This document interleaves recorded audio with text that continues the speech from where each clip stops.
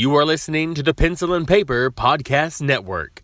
Visit pencilandpaperproductions.podbean.com to find more great podcasts.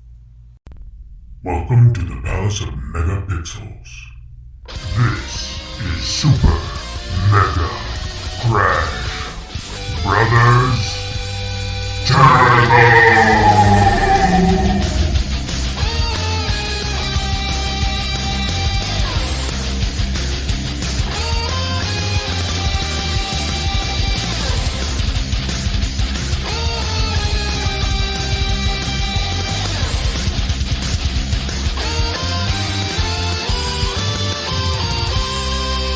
Hello, everyone, and welcome to Super Mega Crash Brothers Turbo. I'm your host, Stephen White. With me, as always, and a little broken this week. I don't know if you guys just heard that. I reached over for a water bottle, then came back up and slapped my face into the microphone. So if you heard a thump, that was my forehead hitting the microphone.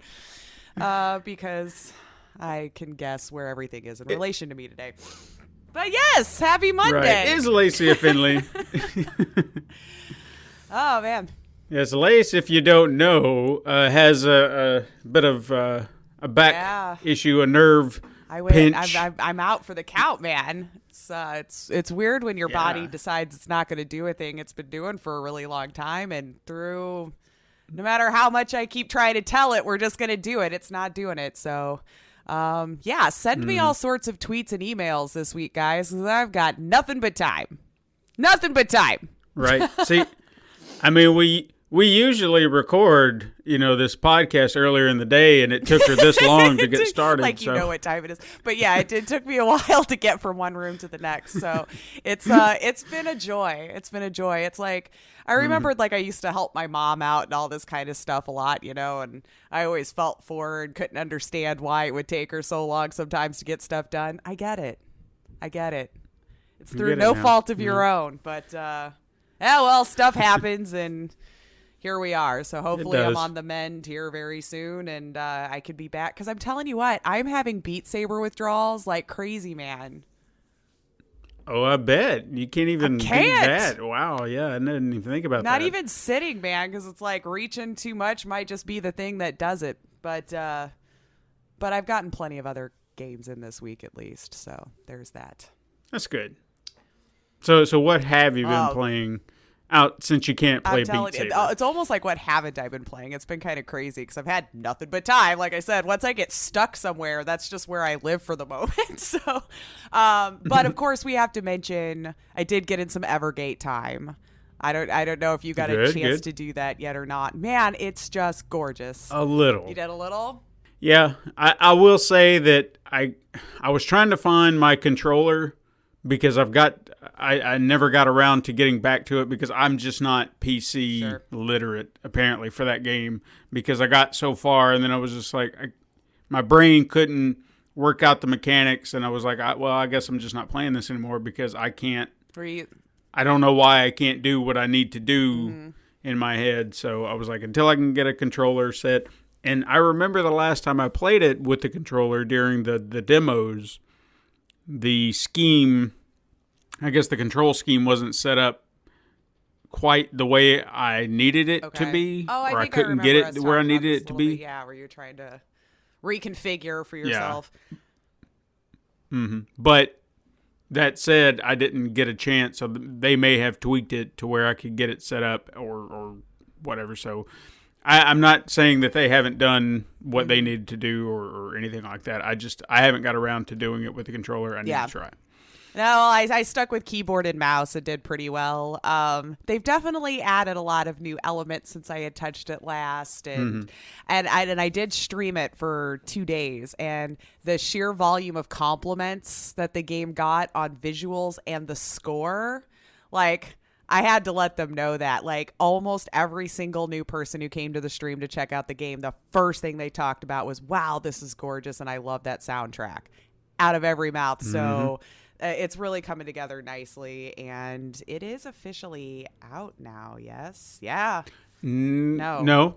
I saw a tweet. There was a tweet today when I think I saw it about an hour or so ago they were going to do the early access, but since the beta test went so well, they're going to delay the early access, and they're going to go for they're going to do a full release. Okay. Excellent. So they're just foregoing that, and they said very soon they're going to announce full release dates. Yeah, so honestly, with me playing through it, I can't really think of much more you would need to polish. Like, I didn't. Now, granted, myself personally, I didn't hit any hiccups, any bugs, any play style problems, nothing like that. So, I mean, to me, it feels pretty good. Feels pretty done, pretty baked. Yeah. So I think it is. Just a little that I played through, I was like, God. Just so good. The amount they've added to it, and it looked good before, and then all they've done is just make it look even better. I'm just like, God. Go check these guys out, man. Wish list this game if you're into platformers, amazing games, gorgeous looking games, perfect scores, all that kind of stuff. Definitely check this game out. It's really good. It's really good. I've not been disappointed in the 2 years that we've been keeping an eye on this. Mm-hmm. I'm so glad we met them when we did and got to talk with them and watch this happen, because this could have easily, I mean, if we never went to PAX, we wouldn't know anything about this game. It would have went right under our radar for a while until the public got a hold of it, and then we're like, hey, y'all got, you need to check this out. But we've had 2 years to watch. Yeah, just to watch this thing grow and watch them work so hard and make this amazing game. It's just, I'm so glad that we were a part of it. No, it's a lot of fun. I'm so glad we got to be a part of it. Yeah, because we've gotten to see how it was earlier on and to what it's developed into now. And just great people to boot. So yeah, it's been a fun journey to take with them, even if we weren't sitting right in the room, but getting to see how it's been pieced out over the years and everything. Good job, guys. You should be proud of this. You should be proud of this. I've heard nothing but good stuff. But yeah, I also played Little Frostpunk. Still can't beat another scenario. It's just too hard. But again, I got time. I'll probably try again later on today. And then I got myself back into The Sims 4 again because I found a bunch of mods that have just been kind of making the game more fun for me again. Right. I downloaded a violence mod and I've been killing people and it's been hilarious. Not supported by EA, of course. It's a teen game, guys. So, if you look for this mod. But, oh my God, it was hilarious. I know I shouldn't say that, but like the first time I'm like, let's just try this. Just the blood everywhere. And then I panicked because the cops came to take me and I shot them all. And then I got arrested. So all of that is built into this mod, which I found quite hilarious when, the paddy wagon came to get me, which really was just like 4 Sims and like a police officer's outfit, but it was still quite funny. So I got bored, I guess, and just decided to start killing my entire Simville with one Sim to see if I could have just that one standing and go on a murder spree before I get taken down and see how fully fleshed out this mod really is. But what about you? Well, outside of the little bit of Evergate that I tried, Monster Hunter still, because Obsession has just overtaken. But I'm nearing. I think I'm nearing the end of Iceborne. I'm getting into the really, really, really hard monsters. But I'm taking the challenge. I'm really pushing through. I've gotten like the monster I'm at right now, or the Elder Dragon, should I say, if I want to be more specific, is one I've never fought before. It's not a tempered or different version of a monster I've fought before, so I don't know what to expect. And anytime I don't know what to expect, I get hesitant, because if it's I think the monster I fought prior to this one was the Black Veil Valhazak. I already knew what to expect with that one, so I go in with that same mindset. It's like, okay, it's like that, but it's not quite that. So what do I need to do? Plan for that particular monster, and then I'll get there. And I did all right. There were a few new tricks up its sleeve, but I got through it. I don't know what to expect with this thing, so I'm just kind of like... Are you doing this solo? Most of the time, yeah. I mean, Katrina and I work completely separate hours now, so it's, I mean, we hardly get to see each other. So when we do have the time to hunt, we're, usually trying to play catch up and take care of little things here and there. So on my own time, I try to do this stuff solo and try to see what I can do, kind of get a feel for things so that when she wants to get there, I'm already kind of familiar and I can kind of help guide her, and say, try to look at taking this, equip that, build your set around this, and then we'll tag team it and hopefully get it taken care of. And it works. Nice. Okay. So, Excellent. but yeah, that's about it. I That's do need to get on Evergate, and I'm really looking forward to the full release for everyone. I should say for everyone. That's good to hear, though. That's good to hear that they'll just go straight into a full release. Because, like I said, as I was playing through it, I mean, I haven't beaten it yet, but I can't. I mean, they would know better than me. They stare at their code and their game and stuff all the time. But to me, it looked ready. It looked ready to go. So, good luck, guys. And I know you'll find good success with it. It's a great game. Well, then let's jump into some news. Okay. We had quite a few pieces this week.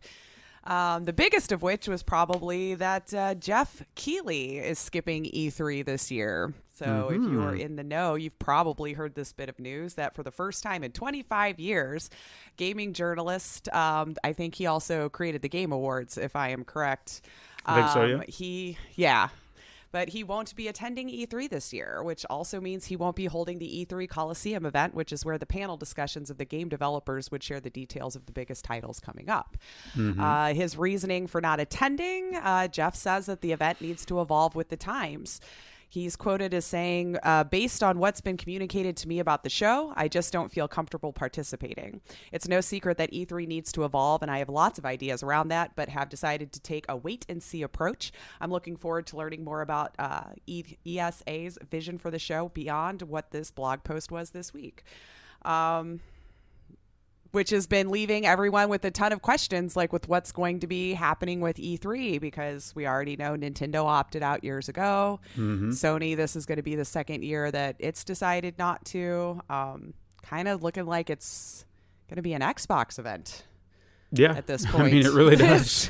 It's kind of what it's boiling down to. So, like what vision do you think Geoff is wanting to see differently coming out of E3 here? Do you think it's more of like he just wants to evolve more with streaming these different things now, as opposed to gathering everybody together for one big event? I definitely think it's something we've kind of touched on in the past, where we have noticed that the show is not necessarily what it used to be, because it was, in its essence, a trade show. There's no need for that anymore because everyone has access to everything in the world now. So therefore, the idea of this type of trade show does not work on this level anymore. Yeah. So I'm not sure what it needs to be, because it seems like a show for everyone. So it almost kind of needs to be like a new con for these developers and publishers to just bring all their stuff and showcase it to the world. It could still be a trade show, but make it more like a convention than a trade show. Yeah. I think that's what needs to happen, because everybody loves E3. I love it. It's like it's a fun time of year. Like even if we're not getting to go, it's kind of like our Christmas. We get to sit down and see what are people working on? What is the next gen maybe doing? Like, it's just exciting for a few days to get to watch all these different events and see what's coming up. What am I looking forward to next year coming up, And especially when those big game announcements come out and it's just like, oh my God, and all the excitement that comes with it. I mean, I don't want that to go away. I'd still get excited if all these developers and publishers did their own thing, but there's just something about that collection. Today it's Microsoft, tomorrow it's Sony, and tomorrow is Nintendo. Ubisoft at 2, yeah. Yeah, and you get excited just to see what they're going to bring, because even if, say, Ubisoft or EA whip out a new game on their show, and you see that again on the Microsoft or Sony end, you still know that there's also going to be another little Easter egg they're hiding in their show. So you don't know what to expect. Hello, And, Keanu reveal. Exactly. Like stuff like that. It's just a lot of fun. Yeah. I think it would be probably pick his brain, because it sounds like Geoff is saying, like, I've got some ideas, man. Mm-hmm. You know, I've got some ideas on how this will evolve into the next one. And I know E3 kind of had it rough last year too, because wasn't there the whole accidental kind of doxing thing that happened for attendees and stuff, where their information got released and things like that. So I don't know if all of these things are kind of coming together, where some of these people behind the scenes are like, some things need to get figured out and fixed. Right. And then also evolving with the time. But as of writing, that's all the news that I have right now on Geoff's plans for E3 that he's skipping. So keep an eye on that space, I guess, to see if he's got something else planned, or what we're going to hear from E3 and how this is going to work out. So, speaking of Geoff Keighley real quick, because my brain has been trying, like, I have known that man's name for so long, but for some reason I cannot remember where he started from. Like, what was the thing that... I want to say he was a gaming journalist to start. And then G4 TV. Does that sound right? G4 TV? I can probably look it up here. I feel like he started maybe. The Game Awards, and then G4 he was a host on... Because I know he was a big games journalist. I just remember that he's kind of always been there, and the more he's kind of grown, I feel like you said, the Game Awards is kind of his thing, and he just kind of evolved into this guy who's doing everything games. But I was like, I know he didn't start there, but he's always been there. He was known for hosting the video game show Game Trailers TV, and for co-hosting G4TV.com. A freelance writer, and work has appeared a lot in Kotaku, so maybe you've seen the name pop across there too. I'm reading the wiki, so I'm assuming it's all, truthful and relevant. Nobody's lied. And he was executive producer of Spike Video Game Awards. See, it's all coming together now, yeah. And then, of course, the E3 Coliseum event and the Game Awards, which is his inaugural show. So, yeah. So, big name in the space. But yeah, so hopefully we'll still have some fun nuggets to look forward to for this year's E3, and see what the plans are moving forward after that. Yeah, I would hope so. But the next bit of news I have here, last week we were talking about Nvidia's GeForce Now, which now might actually restrict your own library, come to find out. What? This whole streaming thing, I think, almost needs to just stop. I haven't had any good info on any of them so far. But like we were saying last week, the next platform to break into the live game streaming was Nvidia, which felt like it was one of the best ways to play your own PC library anywhere you go. But the catch now is only if the game publisher allows it. So on February 11th, Activision Blizzard announced it will be pulling down its games, including Overwatch, WoW, and the COD series from GeForce Now. So a week into the service's full launch, and one of the biggest publishers will not be on GeForce Now. And this launch was reportedly already missing games from Capcom, EA, Konami, Remedy, Rockstar, and Square Enix, which all seemed to pull out after the beta period was over. So what I'm confused about, though, is if this is my library and I bought these games already, why does the publisher get to say if I can play that on my phone or my tablet? So I had to look, because there's a fee obviously associated each month. So are they not getting a cut? Are the publishers thinking they need more of a cut for their game being on the service, is what I'm wondering? I would bet money on that, yeah.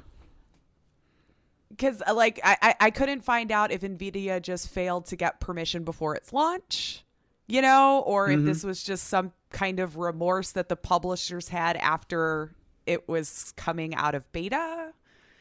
Because with some digging, it does appear that Blizzard does have in its EULA that specifically does prevent users from playing a game on a cloud-based service. But in my mind, that still doesn't help with the reasoning.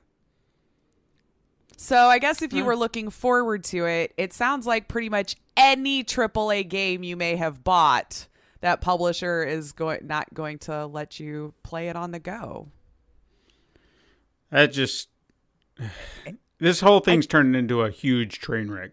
It really is from every angle, like with Stadia, with GeForce, and I know there's others right now, so bear with me if I don't remember things as much right now, like the names of all these different services, because there's so many.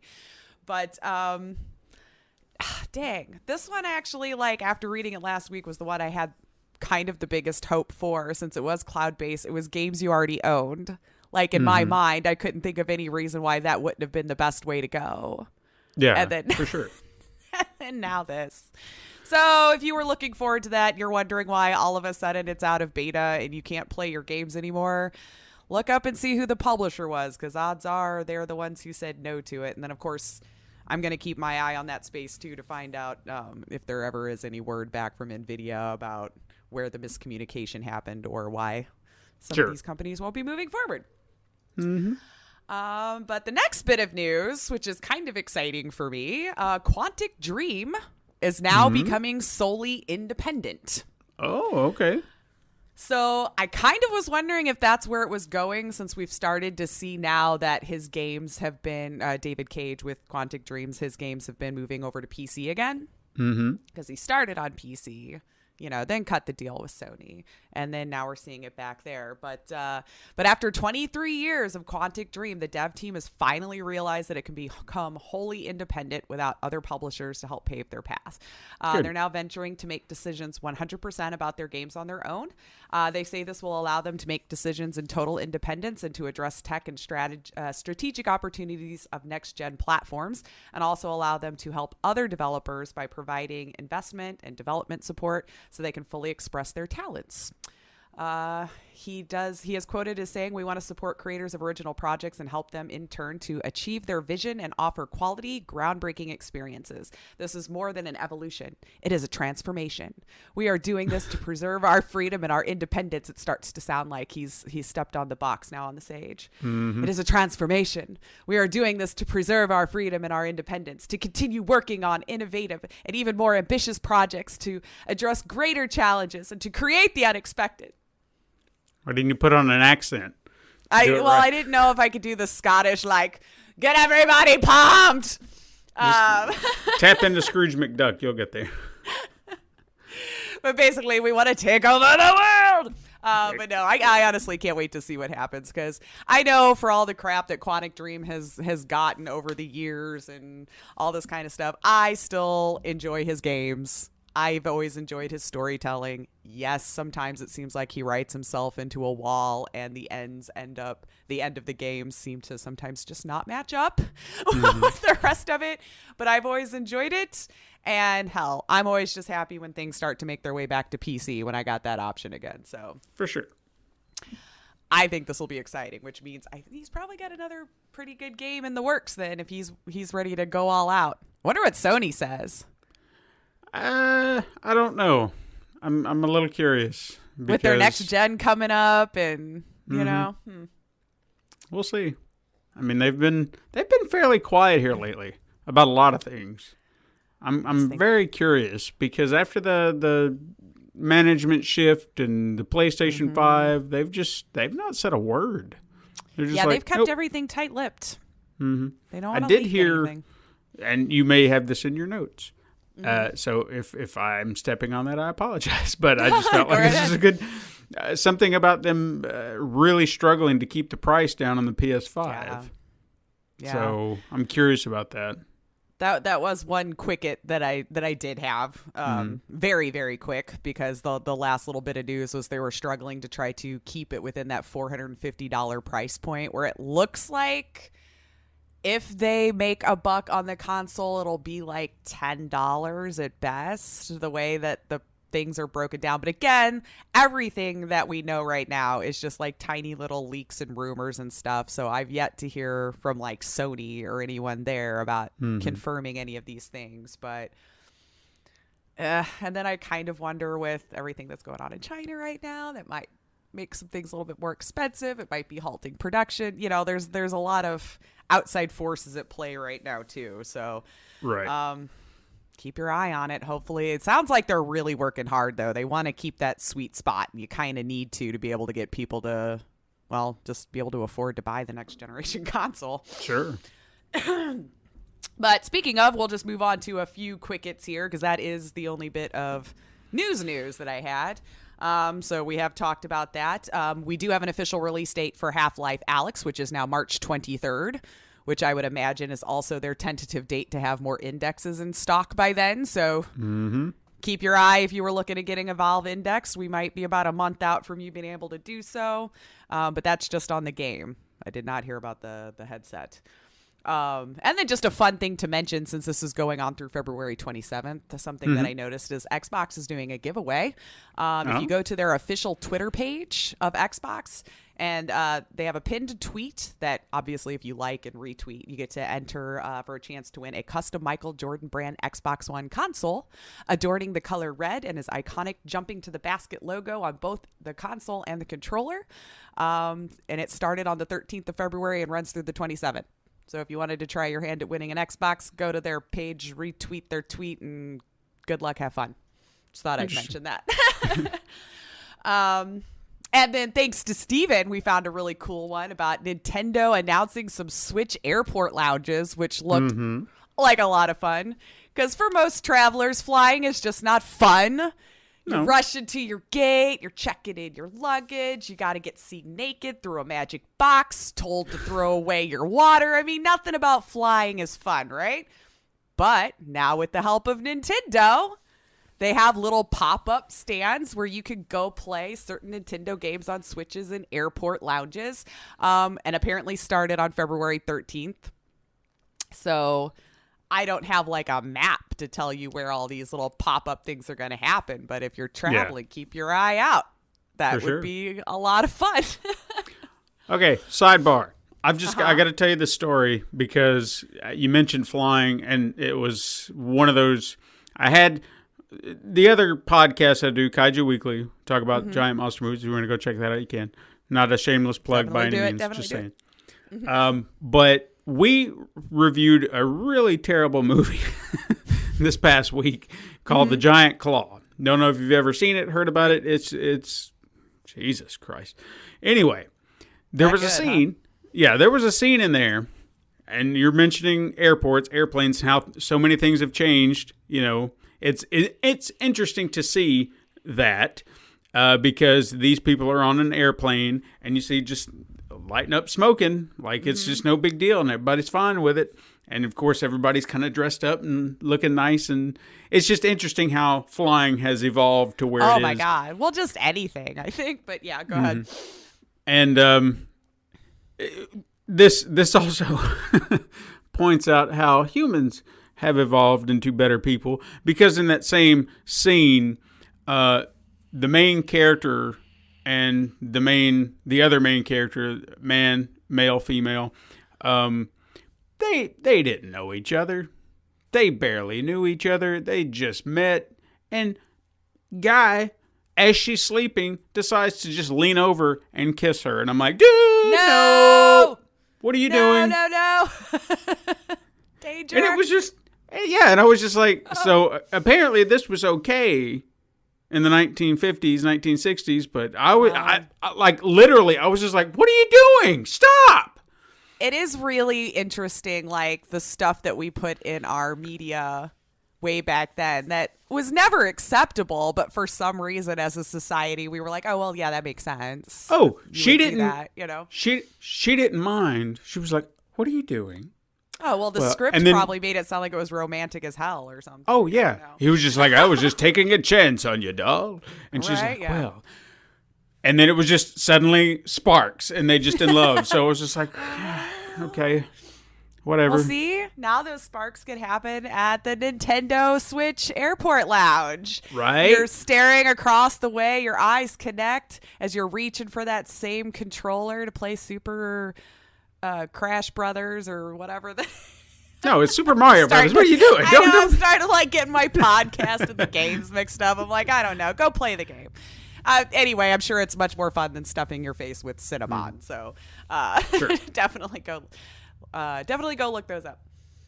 I mean, maybe we can have a game one day. You know, if somebody wants to make Super Mega Crash Brothers the video game on Dreams, which is out now. I gotta watch some more of that. Oof. I don't know how to do that stuff, so I can't. I keep getting told it's insanely easy. I just haven't seen the interface yet, but I keep getting assured that, look, they actually make it really easy if you sit down and do the tutorial or whatever. So if nothing else, I might just buy it so I could play other people's creations too. Because it sounds like we might get an infinite well here with creativity. Yeah, I kind of feel like it's a game it's going to appeal to everyone. If you're a creator or if you're just a player. Mm-hmm.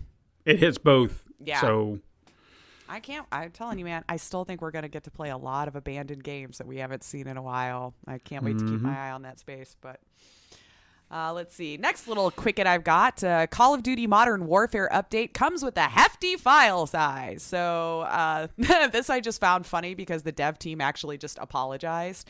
So if you've been waiting for the Season 2 update, well, it has arrived, but with a 100 gigabyte download size file. Good God. No. That's bigger than most games. Right? That's what I thought. Because remember, wasn't that about the size of Red Dead Redemption? Where like 140 gigs or something for the whole game? Yes. This is Season 2 update. So they said, we're sorry, but we have a lot of new content. It better, right? But they did say it does add a lot of new content, and it does include a Rust map from Modern Warfare 2. So for those of you who play, I'm sure you understood that reference, and congratulations. Developer Infinity Ward has now commented on the massive file size and says that it's a unique situation that will actually decrease the file size of the game overall. So I guess what they're saying is they're putting in more optimization as well, so maybe load times won't be as bad, or it doesn't take as long to start up, whatever that means. But the new pack will include, let's see, it says it'll tweak the data files to offer a better overall disk space management so that future updates shouldn't be as large. So that was their reasoning on it. Another little quickie. Disney blocked Sora from Kingdom Hearts to make an appearance on Super Smash Brothers. Disney, why? Because Disney. And why? Now, wait a second. I kind of feel like that would be Square Enix's character more than Disney's character. I mean, if I were to take a guess, because you have this branch of characters, Final Fantasy characters, Disney characters coming together in this one thing, I kind of feel like Sora should be Square's character, not Disney's. I don't know. Like, honestly, I was looking and I couldn't find an answer as to why Disney was blocking it. Like, a couple of articles I read said, reached out for comment, but yet hadn't gotten one yet. But Nintendo plans to move forward Master Chief in the game, if that makes you feel better. I mean, no, but... Well, I mean, it's not like they're not used to just throwing in all these excess characters, because, I mean, they did do, like, the Joker from Persona 5 or the Atlas Joker and Fatal Fury franchise and Banjo-Kazooie and all that kind of stuff. But Master Chief would be one hell of a crossover. Yep. I think that would be... I mean, at this point, I don't see any character that wouldn't work, because I feel like they've pulled from so many different games and different genres, and I just feel like if it's a game character, it would probably work somehow. For sure. At this point, is my feeling. Yeah. Just get paid, I guess, and here's my character. But the last quickie that I have, which I also found this amusing. Hackers are dropping two-headed violent skeletons into Red Dead Redemption Online 2. Or Red Dead 2 Online. Why? Because hackers just love to mess with things. This one's no different. Apparently, not unlike how hackers, I'm sure you've read stories how they would pester people online on GTA with mods that would just annoy the crap out of you or to torture you. Well, now we have two-headed skeletons that modders are now dropping into the games to troll other players. But apparently the two-headed skeleton isn't an original modded creation. It's been in the game since launch, which can be found in the wreckage of a traveling circus freak show. Someone with two heads apparently in their lore became trapped and died, which is now what these hackers have revived to attack random players. So if you come across one in the game, you can try to kill it, or better yet, try to find a server that isn't being hacked, I guess, and not play, because Interesting. this is what they're doing right now. I have seen those videos of people like torturing GTA 5 online players, and it just looks terrible. Like they're just sucking the enjoyment away from you as a player by creating all of these things that keeps you from being able to move, or all these objects that are just in your way. It's annoying. Stop it. Yeah. Again, mod your single player game to your heart's content, but leave multiplayer games alone. Anyway, want to try some truth or trash? Shoot. All right. I have 2 this week. Okay. I should bring up the other one. I had to keep a separate truth or trash tally for you. Got to bring it up or I'll accidentally delete it and then we'll have no idea. Sorry, I had to have that whole dialogue outside of my head. But anyway, first bit of truth or trash. So again, we have no date yet in sight for when Sony plans to make more reveals, since we know they have bowed out of yet another E3. But according to an industry insider's tweet, Sony's next-gen console will be revealed at a PlayStation meeting in March, with pre-orders opening soon directly after the announcement. So we will know next month, and you will be able to pre-order the console. March. Is there any significance in March? Now, some games were moved. We did have delays or pushback. Final Fantasy was going to come out in March. Yep. They pushed it April. to April. So, there could be some truth as to why they shifted their game. I know it's a Square game, but it's only for Sony or for PlayStation. Why they wanted to bump it just a little bit. Okay, I'll give it true. I'll give it true. All right. Let me just copy that over so I don't lose it for future. I have to do it as I go. I know how my brain works. All right, and let's see. The next one is about Nintendo Direct announcements that we will have not 1, not 2, but 3 are rumored to be happening this month in February, within the next week. Trash. So within this next week coming up, we're going to have 3. You say trash? There's no way they would have that many. No way. It seems like it's pulling teeth to get them to do something, and when they do it, it's like on their terms. So there's no way they're going to do 3. They may have one big one, but not 3. No. No. I don't buy it. And then we'll find out they have like 10. They're like, this is why. Oh, I'm sorry. It's time to wake up, apparently. Uh-oh. I'm sure I set an alarm to remind me to do something. Sorry about that. But hey, I do have a bit of weird news this time. Okay. This one was well, you'll see. So a game that came out in 2012 sees a rise in popularity every time a specific world event happens. This year is no different. With the rise of the newest virus taking over, the coronavirus, the game app Plague Inc. has seen a resurgence in downloads and plays. So much so that the dev team, Endemic Creations, had to take the game offline due to a high number of players. Apparently, with the rise of these endemics, they saw it with SARS, they saw it with another one too. People are legit downloading this game because they did try to make the game as accurate as possible and how pathogens and viruses and things mutate and move throughout the world, because the point of the game is to try to basically destroy the entire world with a virus. That people are taking it enough to heart that they're downloading this game to learn how to not catch the coronavirus. Wow. Yeah. That's... So much so that Endemic had to come out with a statement too. So their statement says The coronavirus outbreak in China is deeply concerning, and we've received a lot of questions from players and the media. Plague Inc. has been out for 8 years now, and whenever there's an outbreak of disease, we see an increase in players as people seek to find out more about how diseases spread and to understand the complexities of viral outbreaks. We specifically designed the game to be realistic and informative while not sensationalizing serious real-world issues. This has been recognized by the CDC and other leading medical organizations around the world.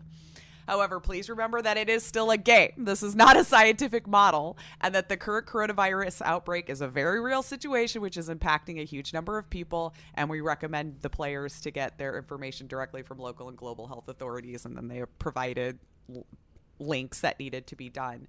But I found that interesting that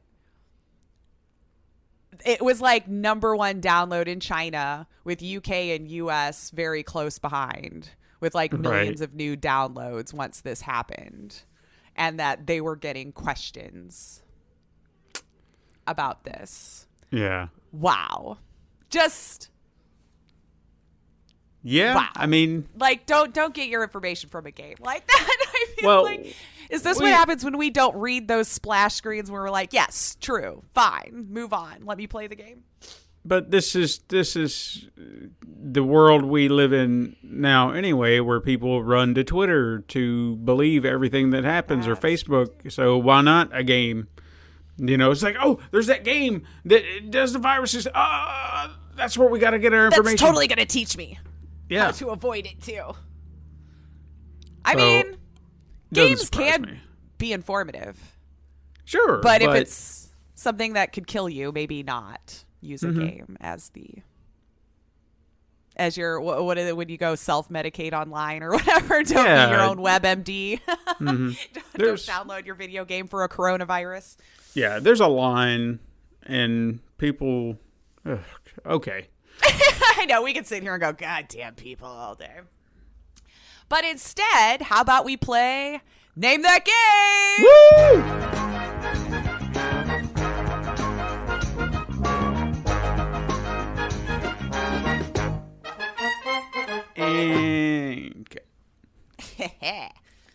I kept it real small. Keep it small. Just cabbage patching like a mofo. I'm like saying this like you guys at home could even see our dancing, but I kept it real small. I assume they all have great imaginations and can just see us just going crazy. Usually, yes. Today I kept it a little on the DL. We don't need to break anything else.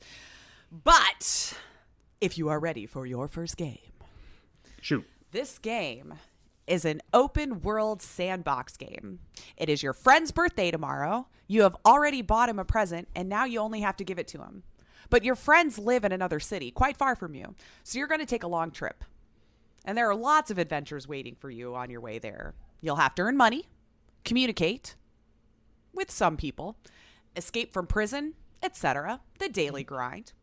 Apart from the plot mode, in this game, you can also explore various cities, find money and spend it on different things, ride cars, enter buildings, buy something, make jokes on people around you, and so on. In general, you can do whatever can be done in real life.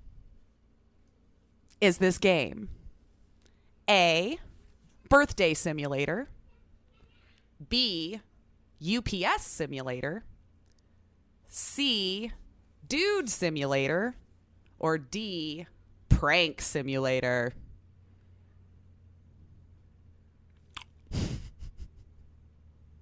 I can see it in his eyes right now. He hates me.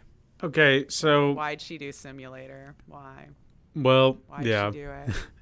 I mean, there are so many things that it could be in Simulator. Honestly, yeah, they basically just said, yeah, just this is a game and you do stuff. I'm going to go with D, Prank Simulator. Go with D, Prank Simulator. And the answer is C, Dude Simulator. That sounds so much like the game it should be. Yeah. Okay. All right. Have you ever just like side note? Mm-hmm. Have you ever like done a Name That Game and went, yeah, I probably need to play that? A time or two, yeah, where it does interest me just a little bit, and I'm just like... And then you kind of like hate yourself because you're like, it is only 49 cents. I could actually make this happen. Yeah. You did that, I think didn't one you? day I might accidentally talk myself into one of my Name That games because sometimes they can be so awful that it's fun for like a half hour. I don't know. I mean, the price is right. If it's 49 cents, I feel like I can help you out. Yeah. But anyway, moving on to your next game. Stop straight evil white males from oppressing women and minorities and make them check their privileges. Oh, Trigger warning. This game might, but does not intend to be offensive to some certain groups of people. Keep in mind that this game represents a satire of SJW culture and third-wave feminism and does not intend to defame or shame them in any way. All events and characters are fictional. This is a casual game for Steam, which your goal is to keep straight evil white males from oppressing women and minorities and make them check their privileges. Satire my ass. I know, right? Is this game? That's all you get. That's all you get. Is this game A, sisterhood stops the brotherhood? B, two legit suffragists? C, liberal triggers? Or D, feminazi the triggering? Oh, shit. That last one really sounds like something this asshole would come up with because I feel like B is too smart.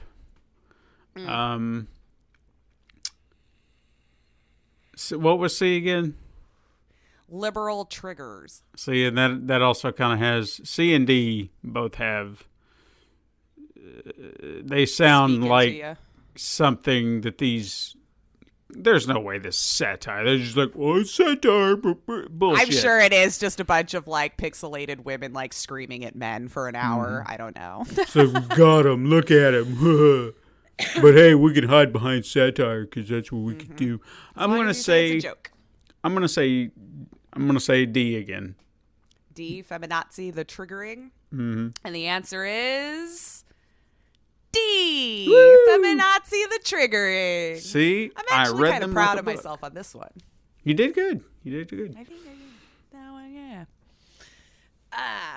But yeah, that was actually one. That's why I asked beforehand. You're just like, it was 49 cents. I'm like, I kind of just want to see like how bad it really is. Or is it a dive into the rough? Maybe we're jumping to conclusions here. It could very well Maybe. be the next breakthrough game. The GOAT right there. I doubt it. But continue. I do too. All right, and your last game.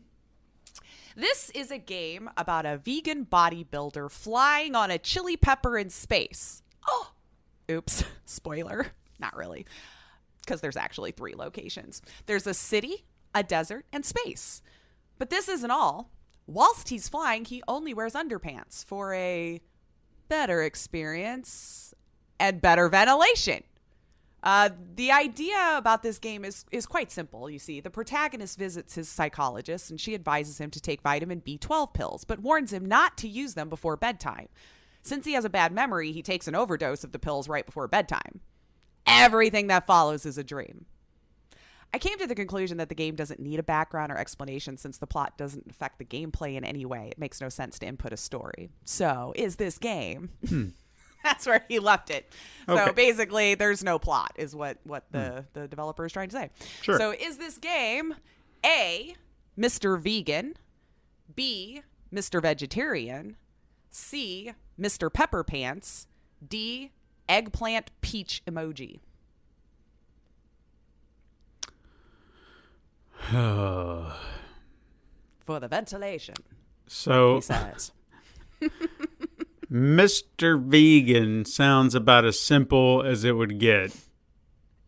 But I really like C Mr. Pepper Pants. because that would at least make it sound more interesting. Like it would catch your eye. Mr. Pepper Pants? Mr. Pepper Pants. But for some you know what? It's an A is what I feel A, because they're not going to he couldn't even be bothered to come up with a plot. He's not going to come up with a clever name. So Just A. put everything in a dream world. Yeah, Mr. Vegan. So, Mr. Vegan. And the answer is Hey, Woo! Mr. Vegan, you're right. I'm figuring them out, man. I'm understanding how these people work. Or I just got to up my game a little bit here. Maybe I'm getting too creative around the word. Making it too easy. I don't know. That's what I always admired, because I was like, sometimes you'd hit that sweet spot where I'm like, you also knew how to make your creative one sound extremely mundane, to the point where I'm like, oh my God, I still don't know. So I'll get on your level one day. One day. But hey, how about we just spit out a few release dates here? What you got? Since we've got a few games coming up in the following week. Starting with February 18th, we have Hunt Showdown on the PS4, DCL the Game for PlayStation 4, Xbox One, and PC, Bayonetta and Vanquish for PlayStation 4 and Xbox One, Kingdom Hearts HD 2.8 Final Chapter Prologue for Xbox One. God, I remember when you first mentioned that a long time ago. That's a mouthful. Let's I don't know if I'm saying this right. I'm just going to say Psycho Shooting Stars Bravo. It's PSIKYO. Sure. So I don't know, but that's on the Nintendo Switch. Then on February 19th, we have Bunny Parking for Xbox One. It looks so cute. These little bunnies. Bunny Parking. And then we also have the 3000th Duel for the Nintendo Switch. Then on February 20th, we have Under Night in Birth EXE and LATEIDR. I don't know. Friggin'. It's for the PlayStation and the Nintendo Switch. Under Night in Birth, more letters. Because it's like a colon and looks like lactate and then a dot and then an R. So I don't know what all that stands for. So if you're in the know, your game comes out on the 20th. Just go get it. But also on the 20th, Double Dragon and Kunio-kun Retro Brawler Bundle for PlayStation 4 and the Nintendo Switch. Dread Out 2 for PC. Geo Rifters for Switch. Devil May Cry 3 Special Edition for the Switch. Let's do one. They're all for the Switch.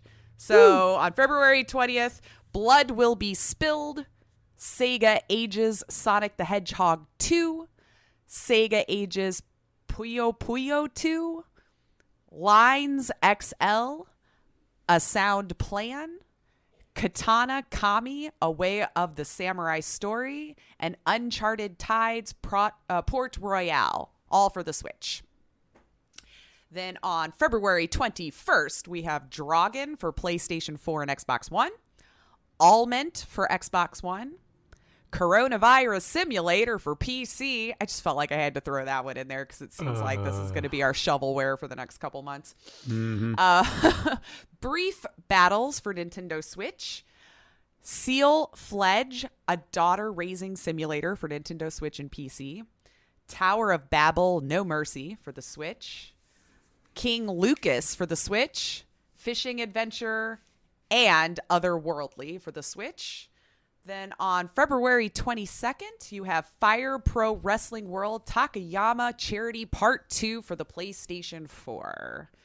And then the rest of the games will pick us up next week for the next podcast. So, Woo! And again, you can go to any given day for the PC and find about 20 new games each day coming out. Sorry, guys, I'm not going to report all those. It's just way too damn many. We'd be here all day.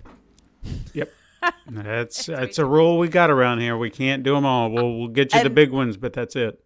That's why I do always thumb through to see if there's some bigger title or one that catches my eye, that I think people would be looking out for when it comes to PC. But outside of that, I'm just going to stick to consoles, and because that's usually smaller, except for the Switch, dear God. Yeah, if anyone tells me they're at lack of stuff to play on the Switch, then you're doing it wrong. Right. It's almost up there with the PC, I feel, at this, which is good. Yeah, I want to see them succeed. But yeah, I figured now we'll just move on to the headliner of the show. I was basically in and out of being stoned all week from pain, so I kind of copped out and did another review. So I hope that is okay with you guys. I feel like since I've taken over, I do FMVs. I hit them hard, man. You probably know what I'm interested in. But I decided to do a review of Simulacra 2. And one of the biggest reasons is because I've actually played the entire series. So it made it interesting for me to be able to see how it started off to today, because I honestly don't feel like when it first started that it was intended to be a series. It was like a one-off free download on your phone kind of game. But it's been interesting to see how it's evolved and upped its game. But here we go, taking a crack at a second review for my time at the helm. So I'm going to be talking about Simulacra 2, which is the fourth game in this FMV series following the Lost Phone format. Bear with me here. All of a sudden, talking seems to be hard. Let me take a quick drink. Sing for him, Steven. Hey, everybody, look what we're doing. We're dancing, singing, and dancing as we're waiting for Lace to get her water. Hey, it went from a tune to hip-hop of some... I don't know what I was something doing. there. I almost don't want to stop you, because, like, now this could be a whole other segment on the show here.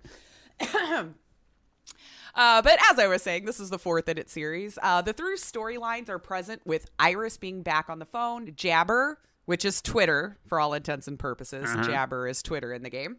And this time, Chimera makes an appearance, which is Instagram. So just think, Chimera is Instagram, Jabber is Twitter, all right? It's equivalent today. It'll make sense.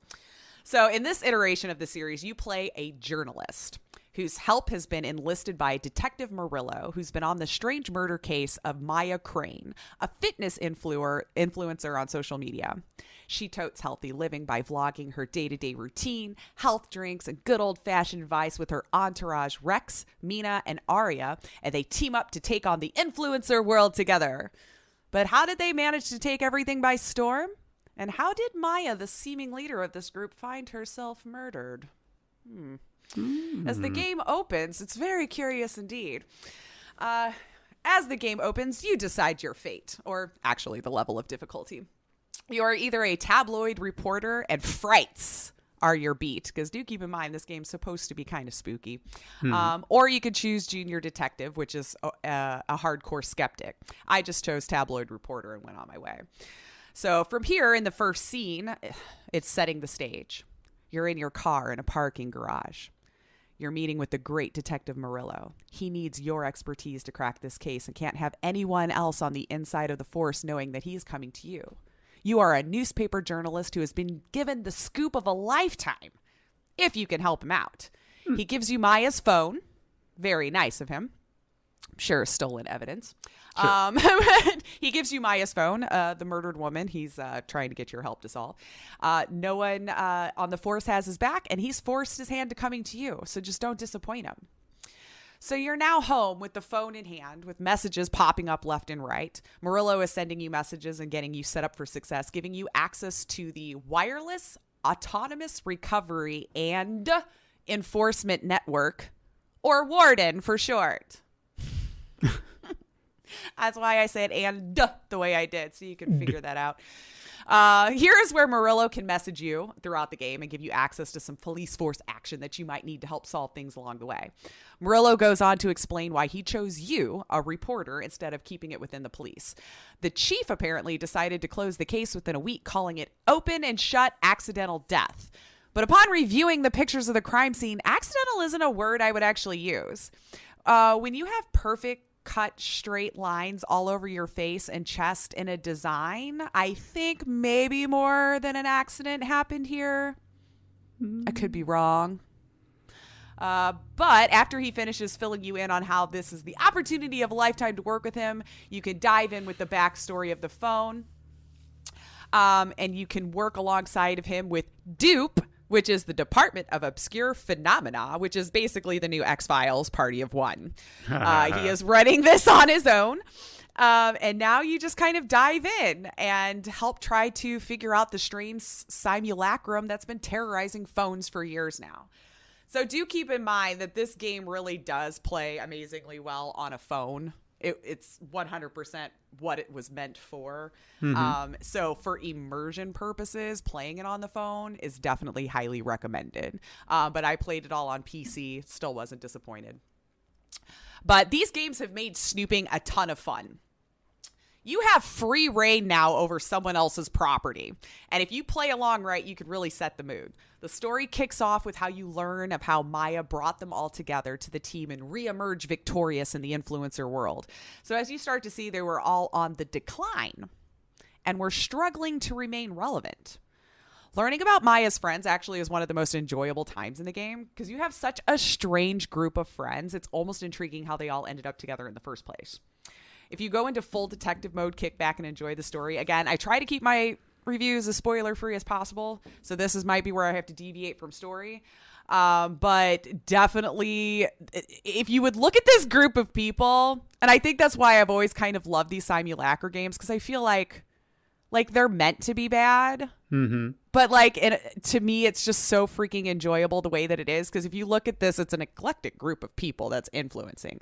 Like Rex is 100% white as snow redhead that I want to say is Irish, but trying to not have the accent throughout the game. Like you could tell like certain words he would hit, like the accent would come through. Mm-hmm. And then just like very attractive Asian women in his entourage, all over the place. It was a really weird, eclectic group of people influencing all different things. One's for makeup, one's singing, one's like your TED Talk guy that's going to get your life on track, which is Rex, who I'm telling you about. Total douchebag, by the way, but in a way it was supposed to be. And then, of course, you're the one that was murdered who was influencing people for a healthier lifestyle. So it's really strange how they all came together, decide to be a power team.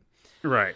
But since I can't really go much more into the story without spoiling it, how about we just go into how does it play? How is this game different from the last Simulacra games, right?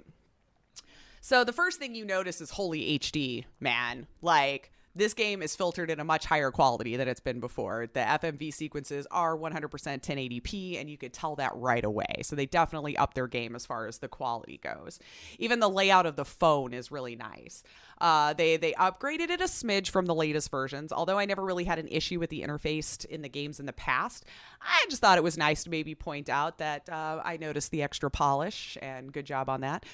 When you receive messages in the game, it's very simple. Click the icon, read the message being sent to you, and choose a reply by clicking in the text bubble at the bottom, like a phone. Mm-hmm. Different answers get you different outcomes in the game. So keep that in mind. There are different endings. Everything you mess with in the game can be a determining factor. You do have the ability to go into Maya's Jabber, and you can like and comment on posts under her account. I haven't seen any backlash for this playthrough, but I know in the last Simulacra game, it can affect it because I messed with the one woman's Spark account, which was like Tinder in the last game, and ended up with a bad ending. So just keep in mind, like if you want to swap stuff and actually mess with their social medias, you might be messing with a storyline that you're going through. So just play with it if you want, but just if you're trying to go for a specific ending, that might be what does it for you. But as you as you search through the phone, you start watching the videos and snooping through her texts and emails. Clues will pop up for you to reference back to later on when needed. With the help of your Warden app that I mentioned earlier, it knows exactly what clues that you will need to store for future use. So when something is on the page, a little pop-up will happen in the lower right-hand corner of the phone that says scan. So once you've pressed it, it stores that information for future use. And this is where you would go back to the Warden app and try to reconstruct something that you might have found a clue for. So you're going to find a lot of clues along the way that you don't know how to make it make sense yet. And by scanning through web pages, emails, text messages, everything in her phone can help you connect those dots. Okay. And boy, oh boy, do they nail the social media life. Okay? As your search through her phone continues, I mentioned you have Jabber and Chimera, right? Right. So flipping through the accounts and pages and reading the comments really kind of just puts you right there. And coming from someone who gets lost in like Twitter threads. Yeah. This is exactly what it's like. It's full of the encouragement and atta-girls that you would want being an influencer, and it's also full of people who are just telling you that you should die and constantly harassing you in DMs. So it's really off-putting. So I know it was meant to be, and I guess that's the best possible compliment I could give this feature is you really made me feel like I was creating internet drama. So well done. I was getting attacked. But no, it really does feel like you're reading streamer Twitter or something. Like they nailed that aspect of it. Right. But the acting in the FMV scenes feels, I don't know, more like it's parodying itself. But so did the other games. So it's never been spot on acting, I have to say. But I think it dives that way on purpose, or I'm making an excuse for them. I don't know. But either way, with the tone of the game, it works. Even if you cringe from time to time, which you will, because the acting will make you cringe from time to time. But for those of us who have played the other games, let us not forget Greg's infamous phone call. Anna? Oh, fuck this silent treatment shit! Oh, fuck it so much! So as you can tell, acting probably wasn't something they all studied or was done in this fashion on purpose. Because there is another scene where Maya is embarrassed to show you before her healthy lifestyle pic. But she so bravely does it for you. And it is the most clearly Photoshopped picture you've ever seen. Literally, it looks like all they did was take her pic and make it wider. But what does the comment section have to say about this atrocious, deceiving behavior? Well, they call her out, of course. So when you really shake your head in shame over a scene that's played out, just know that might be exactly the emotion they were wanting to evoke. Because as I was watching that scene, I'm like, really? That's how you Photoshopped it? That's clearly you just stretched the image. And then you go into the comment section of her Chimera page and they're talking about it. So I honestly think it's mostly parodying itself. So when you're shaking your head over that acting, lean into it. It makes it more fun. Just lean into it. That's all I can say. Is just lean into it.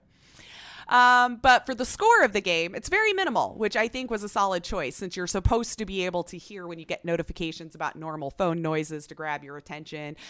There is some ambiance to the background, which makes this game a must for headphones, which the game will remind you upon starting. It is highly recommended to use the headphones. It does come with its own soundtrack, though, that you can listen to in-game or has a separate pack if you would like.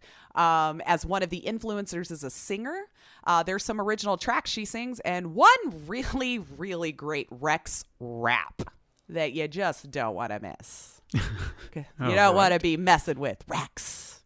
Just go listen to it. You'll thank me later. Although this time around, I didn't see a new Game Plus option. Why am I bringing this up? Because for second playthroughs, I mentioned before there's a lot of different endings in this one. I really liked the new Game Plus because where if you had fully played the game through once, you can make the texting go faster. So as I mentioned, this being a lost game phone, every bit of dialogue that you're talking to other people is done through text messaging. So it was kind of like a speed run of the game. Like, hey, you've played it. Would you like to zip past this? And it would just boom, all of the dialogue straight to you making the choices so that you could move the story along. I'd recommend bringing that back. I really kind of like that. For a second playthrough, I don't want to have to wait through all of the text bubbles again, you know, like you're typing. So suggestion box, if you guys are listening, bring that back. But lastly, the branching endings. So this is where they really up their game. At the end of my first run and watching the ending I received, FYI, it wasn't a good one, of course, a choice tree popped up, which is the first time I've ever seen one in a Simulacra game. And I was impressed at all the different options you could have discovered. You can learn about the different characters you'll be dealing with and can determine if you help them at all, hurt them all, or maybe a little of this one, a little of that one. I haven't played it enough times to be able to tell which choices begets the other ending, but there is plenty of incentives to try again. I was not expecting for this type of game to have the tree branch out as much as I saw it happen at the ending credits. I missed a lot. There was a lot I could have done differently. But all in all, I liked the game. I will admit, I think I do think the best one so far, though, was the original Simulacra, because there was the first one, there was Simulacra Pipe Dreams, which was a free one that you could just play, and then now Simulacra 2. Something about those characters in that particular game grabbed me a bit more than the ones that they gave me here. Maybe I just don't relate as well to the influencer life, and the other ones were kind of more, I don't know, regular Joe next door friends that you would be, chatting with. But they did improve upon the interface and what they were doing here. Although I saw some nods to at least some of the other games. Right. I might have missed some. I think I would have liked to have seen more of an overarching story through the games, which is really weird that I haven't seen that. But the intention seems to be standalone with similar circumstances, and that formula works as well. But I do seem to remember this whole conspiracy theory that one of the games had, which was the first Simulacra. It was something to do with like a Gateway 31 Easter egg where you had to discover certain phone numbers and call them, and you got bits and pieces of info. I never did solve it. And it had a huge Steam discussion thread, a huge Reddit, like people went in deep on this. Mm-hmm. Like you could find information like outside of the game and stuff. Why has this not been still continuing on? Like in Pipe Dreams, I wasn't expecting it because it seemed to be a standalone free game to download. Like you didn't have to pay for it. It was fine. It was just another iteration in this series. But with Simulacra 2, I kind of expected to see it make a comeback. Not that it was a huge focus of Simulacra, but the fact that it was there and you had to really pay attention because certain things would like pop up on the screen, or certain things you might have clicked where you would get a blip of a phone number and you'd call that phone number and it would give you more information. And it was just kind of this really cool idea. And I'm a little sad I didn't see it pop back up in this one. With it being 2, I figured maybe that would be the thread they would keep pulling on, or have some sort of reference back to it that it was solved, or someone died in its search for it, or some kind of reference back to it. I mean, it's not a game breaker for me, but I just found it very strange because I thought that was such a cool, unique idea that they had like this extra side story conspiracy theory going on with Iris and all this kind of stuff. To not continue on with it just seemed a little weird to me. Unless I need to make different decisions in the game on another playthrough and it becomes uncovered. So I will put a pin in. If you come back at me with, oh, you just didn't find this, then I can accept that because sometimes I miss things on my first playthrough. But all in all, yeah, I liked it. But again, lean into it. It's not winning any awards for its acting. I don't think it was meant to be. And I think they're just a good time. Kind of detective murder mystery kind of thing. And it only took me about 8 hours, I'd say, for the first playthrough. And that just depends on how deep you get involved and how much you want to read all of the different stuff that pops up. Mm-hmm. I like to absorb all of it. So for sure, especially all the FMV scenes. You want to check them all out. But yeah. Excellent. That is Simulacra 2, guys. I mean, you kind of got me wanting to look it up on my phone. It's a lot of fun to play on the phone. I played the first one on just my phone. Mm-hmm. And it really sets it up nicely for, especially if you're the type that likes to lose yourself into the game. Yeah. I think that's the best kind of immersion tactic for it. Like playing it on PC and stuff is great. You've got the phone right there on the screen and you use your mouse and everything, but just something about the immersion of having it in your hand like you're actually looking through a phone made it a lot of fun. So I think the price is the same regardless of whether you buy it on mobile or on Steam. Mobile might be a little cheaper, but if you're asking for a better way to immerse yourself in it, I would almost go the phone route. I don't know how well the HD would look on it. I guess that's phone to phone, but no, I mean, when you started talking about it being a phone game, that's what kind of got me going, I wonder. And it is a lot of fun. I think I don't play mobile games all that much anymore, but if it would be something like that, it could really get me into it. I could see myself, putting the money down for it. I don't play a lot of mobile games either. I want to say that was the first one that brought me back to it in a while, just like searching through a Google Play store one day and happened to see Simulacra, and it was like $5, I think, at the time. And I'm like, well, yeah. And then I played the first one, which I can never remember the chick's name for some reason. It's like Anna's Missing Phone. Like it was titled something that simply. Yeah. And then you had Sarah and Simulacra, and then Pipe Dreams, which was their Flappy Bird equivalent. Like it's something to do with Iris that infects. It's the actual app. So you have like the Apple app or whatever. Iris is the thing. And so Iris is in every phone, and the Simulacra just goes through all these things and tortures people. And But yeah, anywho, I say go check it out if you like FMVs, if you like murder mysteries, if you like campy, cheesy acting that'll just make you laugh. Definitely go check it out. I think the price is right. It's like $7.50, $8 or something. It's not going to break your bank, and for 8 hours worth of entertainment, I think that's a pretty good deal. Mm-hmm. But outside of that, that's our show, and I got through it. You did. I got through it. Woo! And she's still alive.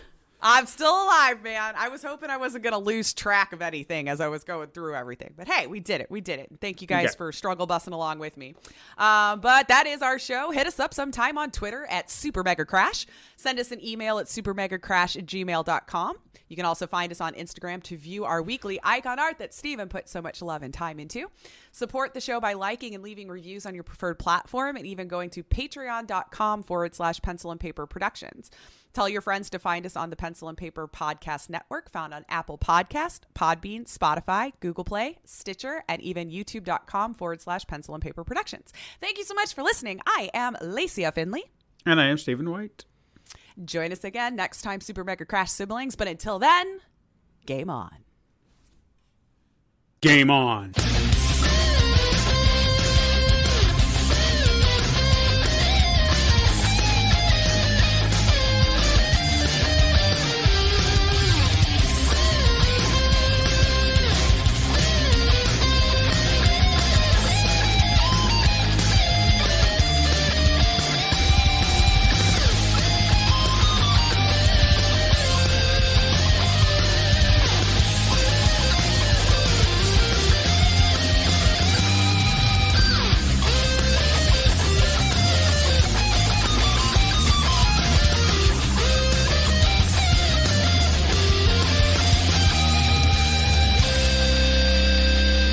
This has been a Pencil and Paper Podcast Network production.